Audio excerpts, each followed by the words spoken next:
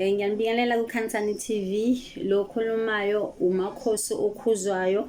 Ngikhule kuwo wonke amakhosi esiganekane nawo kuKhansani TV kanye nabalandeli beKhansani TV. Ngikhule namakhosi engihamba nawo akaKhuzwayo nakaMoyeni. Bantwana bethongo, sithi isikhathi sagcinayo nokuba busy indaba zomsebenzi wethongo. Besathe ukubambeka lapha nalapha malana nohambo labantu abadala. Ehambeni lwami ndoba ngade ngiyibekile ekuqaleni indaba yami ukuthi ngaqala lapha nomkhulu Nkhazimulo.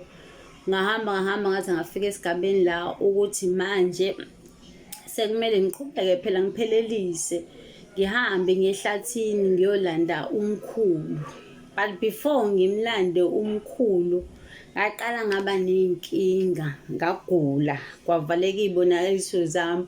Wavela umkhulu wangitshena ukuthi uyena ovale izibonakaliso zami ngenxa yokuthi angiyile ehlathini ukuyomlanda. Ngizogcizelela bantwana bethonga ukuphelelelisa izinto zabantu abadala, ngoba ungaphelelisi kuhamba kudalela inkinga. Izinto zakho ubona sezingahambi kahle, sezihamba ngokuhixizeka, sengazi ukuthi naloku laphaya ayikho into ayenza noma khona la izinto zakhe akuphambanisela khona, kanti cha, awaphelelisile amakhosi. Namakhosi ale ehlathini nakhona nawo alindile ukuthi nawo kumele walande, njengoba ngaye entabeni ngiyowalanda abantu basekhaya. Nalapha ehlathini anginekhehla nalo esalindile ukuthi ngiyolanda. Ngaye emini mengiya ngisathi ngisobingelela kumkhulu, angishaya ihlathi isiyezi. Ngahamba sengibanjiwe indlela owakusekukubi ngayo, ngoba umkhulu wayesezwa ngolaka ekhala ngokuthi angimlandile. Ngafike ngaya ngalenza uciko usebenzi wakhona ngendlela yakhona, ngakhuluma naye umkhulu ngendlela yakhona. Kunendlela okwenziwa ngayo bantwana bethonga, manje nje uvele suke nje uye ehlathini. Hayi, mengibuya still langishaya futhi ihlathi.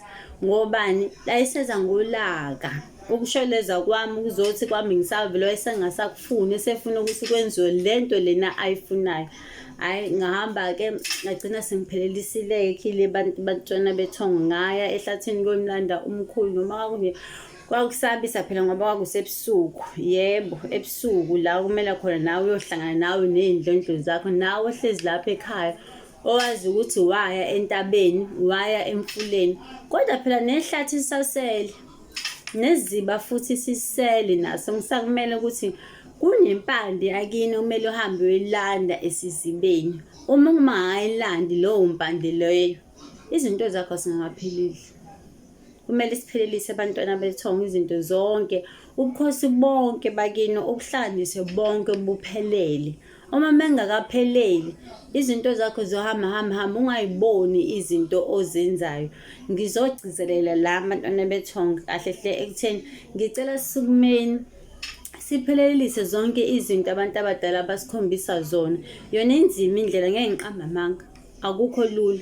Kuyasabisa ukuya ehlathini ebusuku, kuyasabisa ukuya ezibeni ebusuku, kodwa uma sebekhombile bakhuluma abantu abadala ukuthi kumele ukuthi uye esizibeni uyohlangana nabo ngaleso sikhathi leso abashilo, kufanele bantwana bethonga ukuthi sikwenze lokho. Ngizogqugquzela nina nonke nje abantwana bethonga esiganekane nabo kuKhansani TV, ngizothi nje ayibo, asisukumeni singapheli amandla. Uhamba labantu abadala ngiyalwazi alukho lula, liney'ngqinamba eziningi, kodwa nje ngiyacela ukuthi sisukumeni.